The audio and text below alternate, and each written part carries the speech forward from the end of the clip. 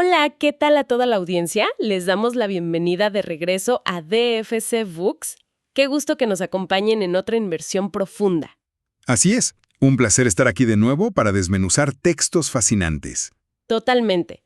Y bueno, antes de arrancar con el tema de hoy, quiero invitar a quienes nos escuchan a que bajen un momento y dejen en los comentarios cualquier petición de libros que deseen que analicemos en el futuro. Nos encanta leer sus sugerencias y sumergirnos en lo que a ustedes les interesa. Siempre salen recomendaciones buenísimas de ahí, la verdad. Sí, salen joyas. Pero bueno, fíjate que normalmente cuando hablamos del éxito o del fracaso económico de un país, nos imaginamos que es, como ver una radiografía médica. Buscamos algo muy claro, ¿no? Exacto. Esperamos un nivel de precisión absoluto. Si te rompes el brazo, la placa te muestra esa línea blanca irregular. El doctor la señala con el dedo y te dice, mira, ahí está el problema. Es algo binario, es totalmente visible. Claro, ¿es una fractura o no lo es? Y como sociedad nos resulta muy reconfortante pensar así, porque nos gusta que las cosas se puedan categorizar de forma limpia. Queremos que la causa y el efecto sean evidentes a simple vista. Pues sí, y pensamos en la economía global exactamente de la misma manera. Si la radiografía geográfica de un país te muestra selvas frondosas, minas de plata inagotables o enormes reservas de petróleo en el subsuelo, pues automáticamente decimos, claro, ahí está la riqueza. Ese país tiene el éxito garantizado. Sí, suena a sentido común. Pero luego entras a analizar el desarrollo histórico de América Latina y de repente esa máquina de rayos X parece estar pues completamente rota. El panorama se vuelve sumamente turbio y hasta contradictorio. Es que es la definición absoluta de un diagnóstico engañoso. Lo que en esa placa geográfica parece ser el síntoma más claro de vitalidad, o sea, la abundancia de recursos, históricamente ha funcionado como la causa misma de la debilidad estructural de toda la región. ¡Qué fuerte! Y justo para entender por qué esa máquina está rota, hoy vamos a sumergirnos en un texto verdaderamente monumental. Hablamos de Las venas abiertas de América Latina, del autor uruguayo Eduardo Galeano. Un libro importantísimo. Pero a ver, antes de poner las cartas sobre la mesa, creo que hay una regla de oro en este programa que debemos dejar clarísima desde el segundo uno. Sí, por favor, adelante con eso. Es un punto crucial. Tenemos que establecer que este es un texto con una carga política sumamente fuerte. Y como siempre en nuestros análisis, no estamos aquí para tomar ningún bando político. Ni de izquierda ni de derecha. Totalmente neutrales. Exacto. Nuestro objetivo es reportar de manera completamente imparcial el contenido de las fuentes que hemos revisado, desmenuzar las ideas del autor y entender, desde una perspectiva puramente analítica, por qué este documento ha tenido un impacto histórico pero tan profundo. No avalamos ni criticamos la postura, simplemente somos sus guías a través de este material. Dicho eso, que era súper necesario aclarar, vamos directo a la premisa central que plantea Galeano. Porque, de verdad te sacude la perspectiva. Él argumenta que la División Internacional del Trabajo no es un accidente, sino que es un sistema donde algunos países se especializan en ganar y otros se especializan en perder. Y aquí está el gancho del libro. Afirma que la inmensa riqueza natural de América Latina ha sido irónicamente la causa directa de su pobreza histórica. Es una tesis fascinante, la verdad, porque invierte por completo la narrativa tradicional del desarrollo. Pero para entender el peso de esa afirmación, es vital retroceder un poco y observar el mundo en el que nació este documento. Claro, el contexto es todo. Sí, y en nuestras notas sobre el prólogo, que por cierto fue escrito por la novelista Isabel Allende, hay una ventana perfecta hacia esa época. Oye, sí, los apuntes sobre Isabel Allende son, te juro, de película. Ella cuenta cómo, cuando era joven, cayó en sus manos este libro de tapa amarilla y lo devoró en un par de días. Sí, lo leyó rapidísimo. Ella toma un tono muy oscuro poco después, porque ella relata cómo, tras el golpe militar en Chile en 1973, liderado por Augusto Pinochet, pues el país pasó de la democracia a un régimen de terror. Un momento histórico marcadísimo. Sí, y Allende tuvo que huir al exilio para salvar su vida. Y fíjate en este detalle. Entre las poquísimas cosas que logró empacar a la prisa en su maleta, junto con pañales para su bebé y un poco de tierra de su jardín, estaba justamente ese ejemplar de Galeano. ¡Wow! Ese detalle ilustra perfecto cómo el texto trascendió la categoría de un simple ensayo económico para convertirse en un artefacto cultural, un verdadero símbolo de supervivencia durante la Guerra Fría. Exacto, una conexión emocional casi. Sí, porque capturaba la frustración de todo un continente que veía sus proyectos democráticos fracturados. Y el propio Eduardo Galeano no se queda atrás como figura histórica. Según la biografía que revisamos, el tipo escribió esto en un arranque febril de 90 noches a finales de 1970, trabajando de día en la universidad y escribiendo de madrugada. 90 noches sin dormir prácticamente, ¡qué locura! Y además tiene un sentido del humor muy particular sobre sí mismo, ¿no? En una confesión relata que, como cualquier niño uruguayo, su primer sueño era ser jugador de fútbol. Clásico. Claro. Y al fallar en eso, pues quiso ser santo. Pero terminó admitiendo que cometió casi todos los pecados capitales, excepto el asesinato. Y bromea diciendo que eso solo fue por falta de tiempo o de valor. Es una gran forma de describirse. Y al igual que Allende, él también sufrió persecución. Se tuvo que exiliar primero de Uruguay y luego de Argentina. Entonces, si unes todas estas piezas, te das cuenta de que este texto no es un libro normal. Es, como un mensaje en una botella que sobrevive a un naufragio masivo. Es una analogía súper precisa. Un manifiesto que literalmente viajó escondido en los equipajes de personas huyendo de dictaduras. Totalmente. Y lo que ese mensaje en la botella contenía, desde sus mismísimas primeras páginas, era un diagnóstico de lo que él llama el huracán demográfico. A ver, cuéntanos de eso. Pues en la introducción del libro, Galeano aborda la explosión poblacional de la región. Estamos hablando de que rondaban los 120 millones de niños en esa época. Y ataca frontalmente el mito de la superpoblación que era promovido desde el exterior. Y ahí hay un contraste que las notas de La Fuente marcan con muchísima ironía. Porque Galeano detalla cómo llegaban misioneros estadounidenses a las zonas más marginadas de América Latina para repartir píldoras anticonceptivas, diafragmas, condones. Sí, querían frenar el crecimiento a toda costa. Exacto. Pero irónicamente el autor dice que lo que hacían era cosechar niños, porque la juventud latinoamericana reclamaba obstinadamente su lugar en el mundo a pesar de la miseria. Es una imagen muy potente. Sí, pero a ver, aquí tengo que frenar un momento porque tengo un problema de concepto. Esto como que desafía la lógica de la economía básica, ¿no crees? A ver, ¿en qué sentido? Pues si ganas la lotería geográfica y naces sobre minas de oro o pozos petroleros, se supone que tienes el dinero para construir escuelas, puentes, hospitales. Mecánicamente, ¿cómo es que Galeano justifica que esa misma riqueza es la que condena a la región? Esa es la gran interrogante, la verdad. Lo que Galeano explica no es que los recursos en sí mismos sean una especie de maldición mágica. Más bien esos recursos dictan la función del país en el tablero global. Ok. La narrativa clásica dice que América Latina está atrasada por un fracaso propio, por corrupción intrínseca, falta de instituciones sólidas, lo que sea. Pero el autor invierte esto por completo. Él dice que el subdesarrollo latinoamericano no es un fracaso, es un requisito. ¡Wow! ¿Un requisito para qué? Es un subproducto directo del desarrollo de los países ricos.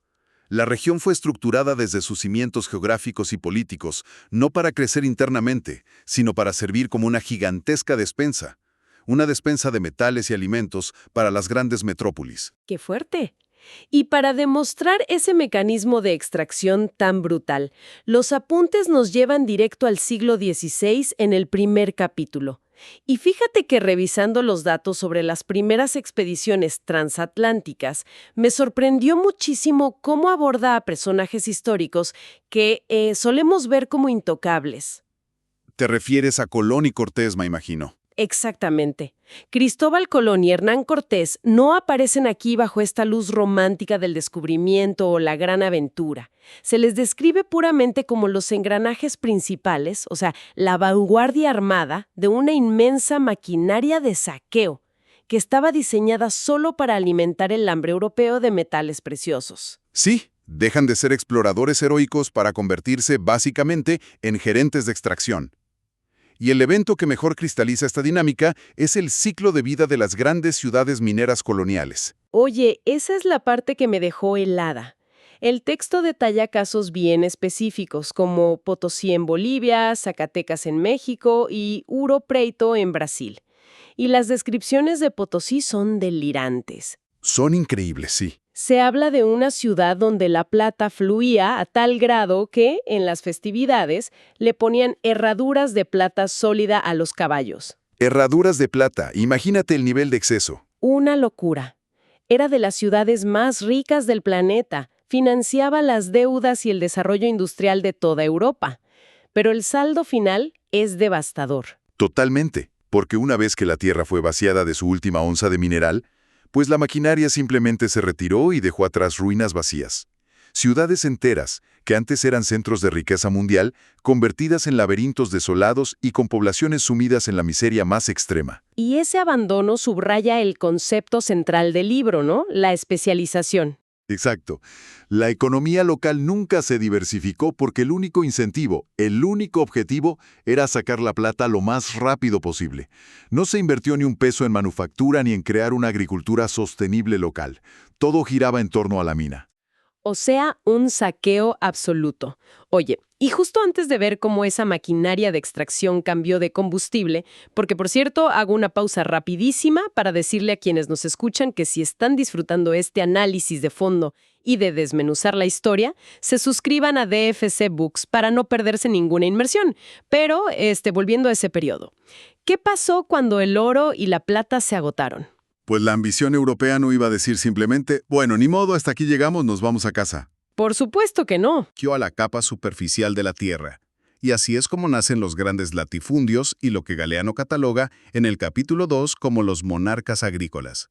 Yo me lo imagino literal como un simple cambio de vestuario en la misma obra de teatro trágica, ¿sabes? A ver, ¿cómo? Sí, haz de cuenta. El oro y la plata se acaban, salen del escenario por la izquierda, y entonces el rey azúcar, el algodón, el caucho y el guano se ponen sus trajes de época y entran por la derecha. Sigue siendo exactamente la misma obra de extracción forzada, solo que le cambiaron el protagonista. Es una analogía muy visual. Pero aterricemos qué significa ese cambio de vestuario en la vida real. Imagina que a ese nuevo actor lo obligan a actuar sin parar, día tras noche, hasta morir de puro agotamiento. ¡Qué horror! Pues esa es la tragedia del monocultivo. Destruyó ecosistemas enteros de forma permanente. Obligó a regiones tropicales que tenían tierras increíblemente fértiles, donde podían cultivar decenas de alimentos diferentes, a sembrar un solo producto. Solo para exportarlo, claro. Exacto, para mandarlo a Europa o a Norteamérica.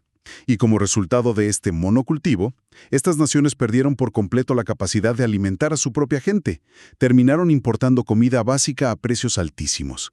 La tierra dejó de ser un hogar para convertirse, literalmente, en una fábrica al aire libre. Y frente a esa expropiación tan violenta de la tierra, es cuando nacen los movimientos de resistencia. Las fuentes destacan a personajes históricos como José Artigas en Uruguay y Emiliano Zapata en México. Figuras clave. Sí, figuras que entendieron perfectamente que el problema raíz era la distribución de la tierra. Ellos lideraron revoluciones agrarias masivas. Lo que querían era quitarle el control de los ecosistemas a los latifundios extranjeros y devolvérselo a los campesinos que la trabajaban. Pero el patrón histórico, como vemos en el libro, es implacable. Ambos terminaron traicionados o asesinados. Tristemente sí. Y sus movimientos fueron reprimidos con una brutalidad tremenda, asegurando que esta estructura de extracción no sufriera rasguños a largo plazo. Lo cual demuestra algo muy oscuro, que las estructuras de poder colonial no terminaron con la supuesta independencia política de estos países en el siglo XIX. Solo mutaron. Exacto. Simplemente se volvieron más sofisticadas, más difíciles de rastrear. En el capítulo 3, pasamos de un saqueo visible y físico a lo que él llama fuentes invisibles de poder. Y ahí es donde entra de lleno el siglo XX, donde los mecanismos de control se vuelven institucionales. Revisando a los personajes de esta etapa, surge Juan Vicente Gómez, el dictador de Venezuela. Un personaje terrible. Sí, un tipo que se atornilló al poder durante 27 años y básicamente se la pasó cediendo concesiones petroleras gigantescas a corporaciones extranjeras, todo a cambio de apoyo político y pues migajas económicas para él y su círculo. Ajá, el clásico trato. Mientras el país se llenaba de torres de perforación y las empresas foráneas se llevaban todo el crudo, la población seguía sin ver un solo beneficio de esa inmensa riqueza. Es, o sea, la élite local abriéndole la puerta grande al capital extranjero. Ese colaboracionismo es clave para que el sistema funcione. La élite local se enriquecía actuando como intermediaria del despojo. Pero hay un mecanismo aún más invisible y letal que la concesión petrolera, y son las herramientas financieras. Los préstamos y eso. Sí, Galeano habla en el capítulo 4 de los cuentos de muerte prematura, y se enfoca específicamente en los préstamos británicos y en la construcción de infraestructura. Oye, espera, aquí es donde tuve un cortocircuito tremendo, leyendo las notas. ¿Por qué? Porque siempre, desde la escuela, nos venden el ferrocarril como el símbolo supremo de la revolución industrial, ¿no? El gran motor del progreso que conecta a las naciones modernas. Pero el texto sugiere que en América Latina los trenes actuaron más bien como un caballo de Troya. ¿Cómo puede ser malo para un país construir vías de tren? Es una excelente pregunta. Y la respuesta está en el diseño geográfico de esos trenes, porque no buscaban el progreso interno del país. En lugar de construir una red tipo telaraña que conectara ciudades con regiones agrícolas y mercados locales para fomentar el comercio interno, Ajá, lo lógico, digamos. pues no, las vías se construyeron como dedos apuntando al mar. Eran simples embudos mecánicos financiados por capital extranjero, diseñados exclusivamente para sacar los minerales y el azúcar desde el interior hacia los puertos, Ah, claro. y de los puertos directo hacia Londres o Nueva York. No integraban a la nación en absoluto, la vaciaban más rápido. O sea, una banda transportadora y gigante hacia afuera. Y para financiar esos embudos, los países adquirían deudas gigantescas, que además se cruzaban con otro factor crítico que me llamó muchísimo la atención: la figura de Lucas Alamán en México. Sí, un caso de estudio interesantísimo. Este político intentó implementar un modelo de proteccionismo industrial. Él quería que México tejiera sus propias telas, que creara su propia industria y no dependiera de lo que venía de fuera. Pero el libre comercio lo aplastó por completo. Exactamente. Y es que la apertura forzada de las fronteras aduaneras permitió que una avalancha de textiles y manufacturas británicas, hechas de forma masiva y obviamente muy barata, inundaran el mercado latinoamericano. Era imposible competir con eso. Totalmente imposible. La naciente industria de figuras como Alamán colapsó antes de siquiera aprender a caminar. Y aquí está la respuesta al mecanismo del que hablábamos. Al destruir la capacidad de América Latina para fabricar sus propios bienes, la condenaron a un intercambio desigual. Vendían lana súper barata y terminaban comprando abrigos carísimos. Tal cual. Y claro, como siempre estás comprando mucho más caro de lo que vendes, pues se genera un déficit gigante. Pierdes dinero constantemente. Y para tapar ese agujero, ¿qué haces? Vas con el Banco Británico y pides un préstamo. Y el ciclo vuelve a empezar. Es el equivalente financiero de pagar la tarjeta de crédito usando otra tarjeta de crédito, cavando un hoyo que, a lo largo de siglos, hipoteca por completo la soberanía fiscal de las naciones. Esa es la mecánica pura y dura del endeudamiento latinoamericano del siglo XIX, y la verdad nos ofrece una transición perfecta hacia la era moderna. Al capítulo 5. Porque esos trenes que no se conectaban entre sí son el ancestro directo del aislamiento continental frente a las grandes corporaciones. Es una continuidad histórica abrumadora, porque el texto argumenta que en el sistema contemporáneo, o sea, en el saqueo contemporáneo, las multinacionales ni siquiera necesitan usar ejércitos, capturan los mercados desde adentro. Sí, de forma mucho más sutil. Y el evento crucial que permitió esa vulnerabilidad fue el fracaso histórico de la unidad latinoamericana. Todo esto está personificado en Simón Bolívar. La Gran Colombia. Exacto, la visión de Bolívar de una Gran Colombia, de crear un bloque continental fuerte y unido para poder negociar de tú a tú con el resto del mundo, fue fragmentada por los localismos y los intereses mezquinos. Sus palabras, leídas hoy, resuenan como una profecía sombría.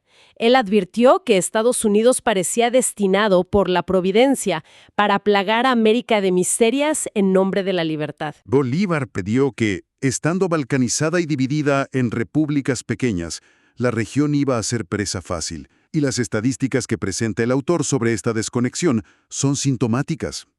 Detalla cómo, fíjate en esto, a mediados del siglo XX, un telegrama enviado de Buenos Aires a Lima no viajaba de forma directa cruzando los Andes. No. ¿Por dónde se iba? ¿Tenía que ser ruteado pasando por Nueva York primero? ¡Qué locura! ¿O en el sector naviero? De 118 líneas de barcos operando en la región, Solo 17 navegaban bajo banderas de países latinoamericanos. Dantesca. Me vuela la cabeza pensar cómo es posible que una multinacional automotriz, digamos General Motors, o una empresa de tecnología con base en Detroit o Seattle, logre operar de manera muchísimo más integrada y coordinada en la región que un continente entero, el cual comparte idioma, comparte historia, pero sigue fracturado por fronteras y barreras arancelarias invisibles. Y esa fractura es justamente la que explota el modelo moderno de las corporaciones multinacionales. Funciona absorbiendo la industria que ya existía. El autor explica que muchas corporaciones extranjeras llegaban y utilizaban los bancos locales para obtener créditos con dinero nacional. O sea, ni siquiera arriesgaban su dinero. Exacto, minimizaban su propio riesgo de inversión y usaban ese capital local para comprar fábricas locales, todo bajo la gran promesa del desarrollo, de traer empleo y del dichoso know-how, la transferencia de tecnología. El famoso discurso del progreso. Pero el mecanismo real terminaba succionando las ganancias del mercado interno para enviarlas ya limpiecitas a las casas matrices en Europa o Estados Unidos. O sea, drenan el capital local hacia afuera y dejan a cambio condiciones laborales precarias, hambre y salarios insuficientes en el país de origen. Literalmente la hemorragia de riqueza no se detuvo con los años. Simplemente cambió la bata del médico que la administra. Es una forma muy cruda, pero muy real de verlo. Y esto nos arroja hacia la parte final del material. El autor publicó un epílogo en la parte 3 titulado 7 años después, donde hace una reevaluación de sus propias conclusiones. Porque uno esperaría que, después de tremenda denuncia mundial, pues algo mejorara en ese lapso, ¿no? La realidad es que las condiciones se agravaron. Quizás el evento más revelador de este epílogo sea la respuesta institucional que recibió el propio libro. Galeano observa que su obra no necesitó de la validación de la crítica literaria de élite porque encontró su mayor confirmación en la censura. El mejor premio que le pudieron dar, irónicamente. Fue prohibido sistemáticamente por las dictaduras militares instauradas a lo largo de Sudamérica. Y el hecho de que el libro fuera ilegal de poseer demostraba empíricamente que la anatomía del saqueo que él describía era exacta.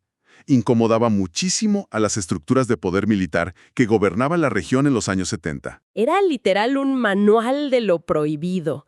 Y en esta revisión, Galeano contrasta a los nuevos personajes que surgieron en ese lapso.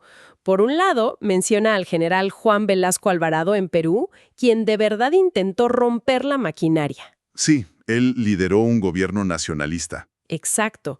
Buscó implementar una reforma agraria profunda y recuperar el control de recursos clave como el cobre y el petróleo. Sin embargo, las notas relatan cómo fue asfixiado económicamente por el boicot internacional y los prestamistas. Al final, su funeral fue masivo. Había una multitud inmensa en las calles despidiendo, más que a un hombre, a la esperanza de recuperar el control de su país. Es una imagen súper triste. Y ese intento de independencia de Velasco Alvarado contrasta violentamente con lo que ocurría en el extremo opuesto del espectro, con la dinastía del dictador Anastasio Somoza en Nicaragua. Somoza operaba casi como un gerente regional para los intereses extranjeros. El nivel de extractivismo bajo su régimen llega a un punto que, de verdad, roza a la distopía pura. Te juro que los apuntes sobre Nicaragua me quitaron el aliento. Estamos hablando de un evento en 1978, cuando ocurrió un incendio en una empresa ubicada allá llamada Plasmaféresis. El nombre suena inofensivo. Sí, suena a clínica de salud o algo así, pero mecánicamente era una empresa dedicada a comprar sangre humana de los nicaragüenses más pobres, gente literal al borde de la inanición, para procesarla y exportar el plasma hacia los Estados Unidos. Es espeluznante. La metáfora entera del título del libro se vuelve literal y terrorífica en ese momento. Ya no estamos hablando de minerales o campos de caña. Estamos hablando de la exportación industrial de la propia sangre de los habitantes. Es que ese evento concentra el clímax analítico del libro. Plasmaféresis es el síntoma definitivo del círculo vicioso perfecto que Galeano dibuja a lo largo de todas estas páginas. Un sistema donde la sofocante deuda externa exige mayores inversiones extranjeras. Ajá. Y estas inversiones, a su vez, demandan multiplicar desesperadamente las exportaciones para poder pagar los intereses de la deuda. Y en esa rueda infinita, los países terminan exportando todo lo que tienen, desde los minerales del subsuelo hasta, como bien dijiste, la vitalidad biológica de su propia población, solo para mantener la maquinaria funcionando. Se consagra así el subdesarrollo como la pieza fundamental para garantizar la prosperidad del centro económico del mundo. Entonces, regresando al principio de nuestra charla, resulta que la máquina de rayos X geográfica nunca estuvo rota. La placa siempre mostró exactamente lo que estaba pasando, pero nos negábamos a aceptar que el sistema estaba funcionando perfectamente bien, de acuerdo a cómo fue diseñado desde afuera. Exacto, nunca fue un error del sistema, era el sistema operando al 100%. ¡Qué fuerte! Y esto nos deja con un pensamiento, una idea muy provocadora para que la mastiquen un rato quienes nos escuchan.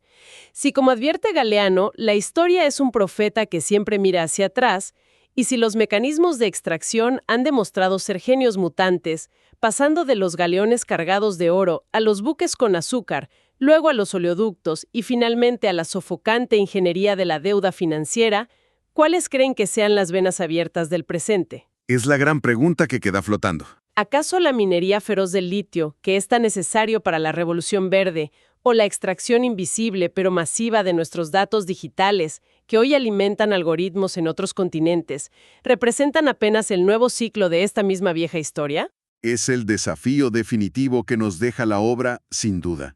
Nos obliga a dejar de ver la historia como si fuera un museo lleno de polvo y empezar a usarla como un filtro para evaluar críticamente nuestro presente. Los recursos que codicia el mercado siempre cambian, eso es un hecho, pero la arquitectura de la desigualdad tiende a resistir el paso del tiempo. Muchísimo material para seguir cuestionando la realidad, sin duda alguna. ¡Qué viaje tan intenso! Muchísimas gracias por acompañarnos en este análisis, desmenuzando la historia y sus complejidades. Ha sido de verdad fascinante. Y a toda la audiencia, gracias por sintonizar DFS Books. Nos escuchamos en la siguiente inmersión profunda.